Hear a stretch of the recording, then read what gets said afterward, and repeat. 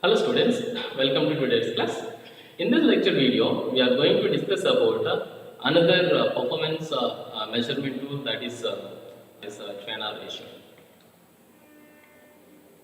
To introduce the Traynor ratio for evaluation of a portfolio, so one of the tool for evaluating the Traynor ratio, I mean the portfolio, this Traynor indicator, Traynor ratio is being used. And you will be able to understand what is Traynor ratio, and you will be able to apply the Traynor ratio in evaluating the various portfolios or mutual funds.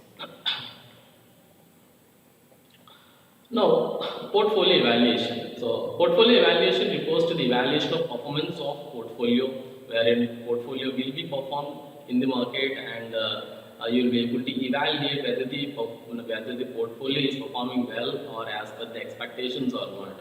So one of the tools to evaluate the portfolio is Traynor ratio, and it is essentially the process of comparing the return earned in a portfolio with the return earned on one or more other portfolios or on a benchmark portfolio.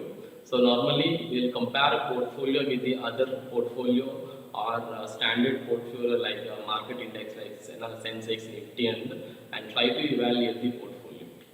The Traynor ratio is also known as the reward to volatility ratio.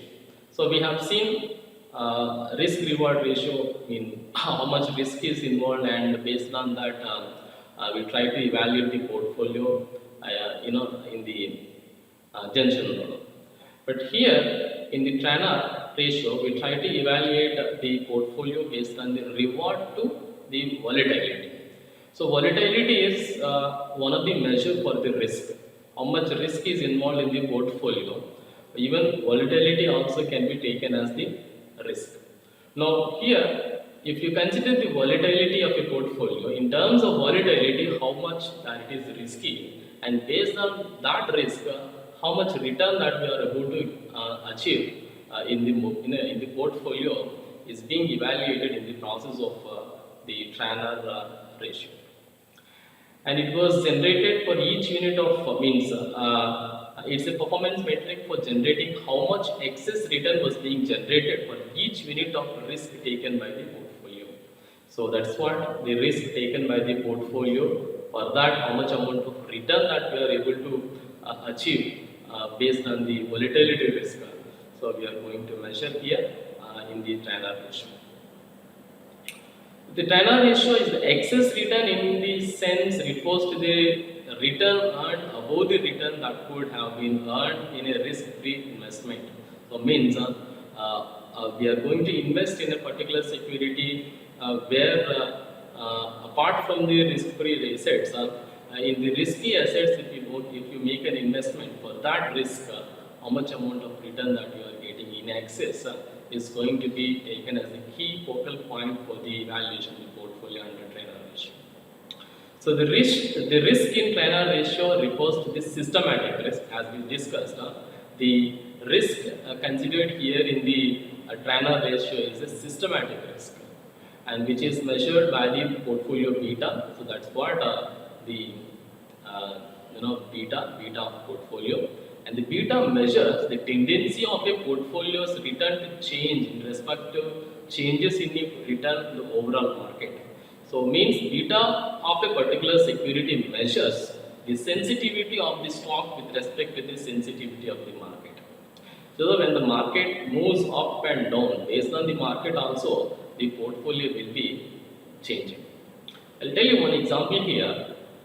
On one particular day when the market crashes for about 5%, 3% or even 10%, and if you see, most all the stocks are going to lose their values.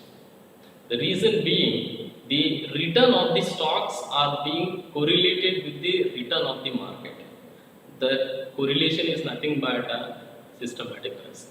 How well the stocks are being correlated, it is measured by the risk measurement, that is called beta. So beta of a stock means the stock, how much that is going to be affected with the market index change. So the Traynor ratio is RP minus RF by beta P, where RP is nothing but a return of a portfolio and RF is the risk-free rate of return, and beta P is nothing but a beta of the portfolio, means the risk of the portfolio with respect to market. So since we measure the systematic risk in terms of the risk faced by the market, that's why it is called as the systematic risk. Now, if you look at the difference between the Traynor ratio and the Sharpe ratio, mostly people confuse Sharpe ratio and the Traynor ratio. So both measure the risk and return. That means how much return that we are going to get it for the risk what we are taking. But here, the main difference between the Traynor ratio and the Sharpe ratio is that the Traynor ratio utilizes the portfolio beta to measure the risk, but whereas the Sharpe ratio measures the standard deviation. As the standard deviation of the particular stock is considered as the risk for the calculation of the portfolio risk. So the risk with respect to market is considered in Traynor ratio, but whereas the risk of the stock, the standard deviation itself is considered as a risky parameter while calculating the risk of the portfolio in the Sharpe ratio. That is the basic difference between Sharpe ratio and Traynor ratio.